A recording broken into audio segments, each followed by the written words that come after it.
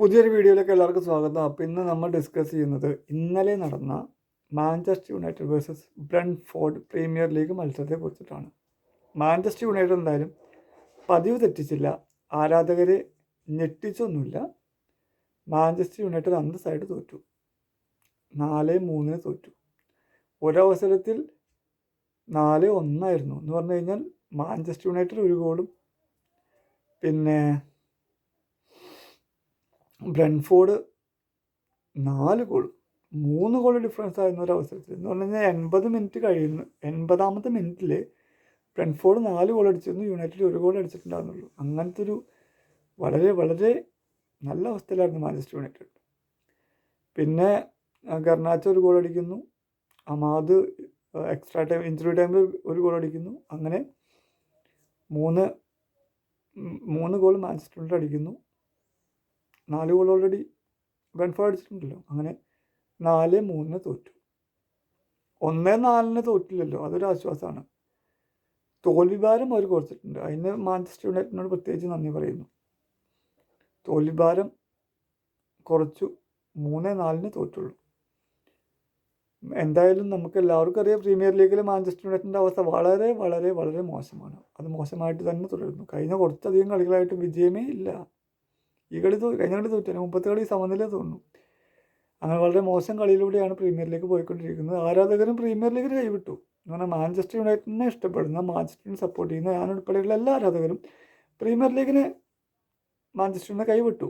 മാഞ്ചസ്റ്ററിന് എന്തായാലും റെലഗേറ്റായി പോവില്ല, അത് കാരണം കൊണ്ട് കൈവിട്ടു. ഇനി പ്രീമിയർ ലീഗ് നോക്കണ്ട, നമുക്ക് കിട്ടില്ല, നമുക്ക് എത്തിപ്പെടാൻ പറ്റില്ല.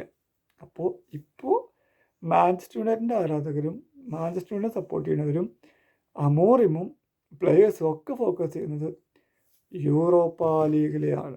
യൂറോപ്പ ലീഗിൽ ഓൾറെഡി മാഞ്ചസ്റ്റർ യുണൈറ്റഡ് സെമിഫൈനലിൽ എത്തിയിട്ടുണ്ടല്ലോ. ഓക്കെ, അതൊക്കെ അതിലേക്ക് വരാം.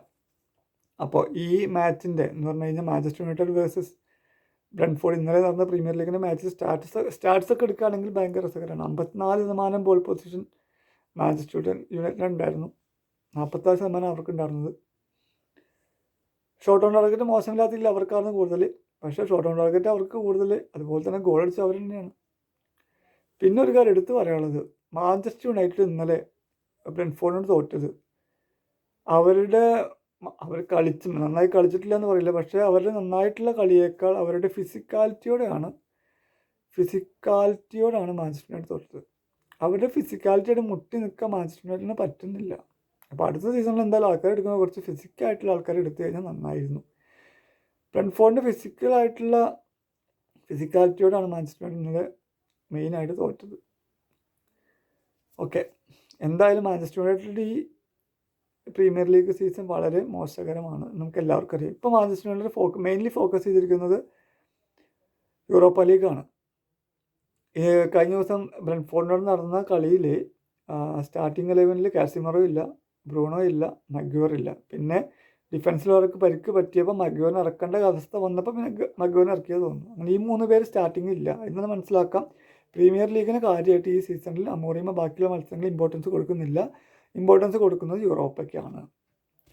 അപ്പോൾ എന്തായാലും യൂറോപ്പയ്ക്കാണ് ഇമ്പോർട്ടൻസ് കൊടുക്കുന്നത്. യൂറോപ്പ ഏതായാലും സെമിഫൈനൽ ഫസ്റ്റ് ലീഗിൽ അത്ലറ്റിക് ക്ലബിനെ അവരുടെ ഹോം ഗ്രൗണ്ടിൽ പോയിട്ട് 3-0 തോൽപ്പിച്ചിട്ടുണ്ട്. സെക്കൻഡ് ലീഗ് 8-ാം തീയതി ഓൾഡ് ട്രാഫോർഡിൽ നടക്കാതിരിക്കുന്നു.